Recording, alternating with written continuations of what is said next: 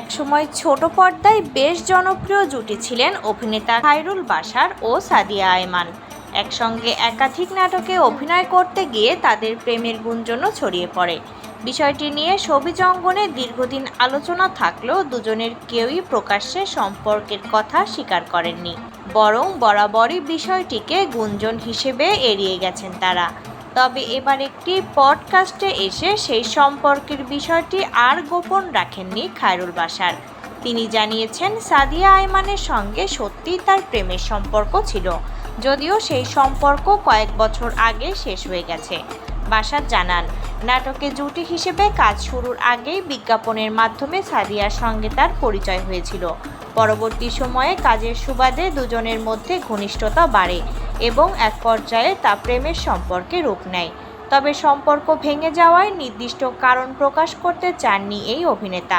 এ বিষয়ে তিনি বলেন, তখন গুঞ্জন বলে উড়িয়ে দিতাম, কারণ ভালো কিছু ভালো থাকে না, ভালো রাখাটা কঠিন হয়ে যায়, এ কারণেই এড়িয়ে যেতাম। তবে সাদিয়ার সঙ্গে আমার প্রেম ছিল।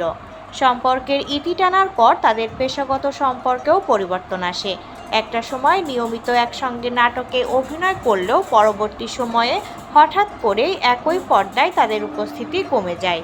বিষয়টি নিয়ে দর্শকদের মধ্যেও নানা কৌতূহল তৈরি হয়। কেন এখন আর একসঙ্গে অভিনয় করেন না? পডকাস্টে সেই ব্যাখ্যাও দিয়েছেন বাশার। তার ভাষ্য, সম্পর্ক শেষ হওয়ার পর দুজনের সম্মতিতেই একসঙ্গে কাজ না করার সিদ্ধান্ত নেওয়া হয়েছে। অভিনেতার ভাষায়, আমার কাছে মনে হয়েছে আমাদের একসঙ্গে কাজ না করাই ভালো। দুজনের জন্য ভালো বলেই আমরা কাজ করছি না। দর্শক আমাদের দেখতে চায়, কিন্তু আমাকে তো স্বাভাবিক থেকে কাজটা করতে হবে, তাকেও স্বাভাবিক থাকতে হবে। সত্যি বলতে আমরা ওই জায়গাটি রাখিনি, অর্থাৎ ব্যক্তিগত সম্পর্কের অধ্যায় শেষ হওয়ার পর একই পর্দায় কাজ করাটাকে দুজনের জন্যই স্বস্তিদায়ক মনে হয়নি। দর্শকের আগ্রহ থাকলেও নিজেদের স্বাভাবিকভাবে কাজ করার স্বার্থেই আপাতত একসঙ্গে অভিনয় থেকে দূরে রয়েছেন তারা। করোনার পরবর্তী সময়ে ছোট পর্দায় নিয়মিত জুটি হিসেবে দর্শকের নজর কাড়েন খায়রুল বাশার ও সাদিয়া আয়মান।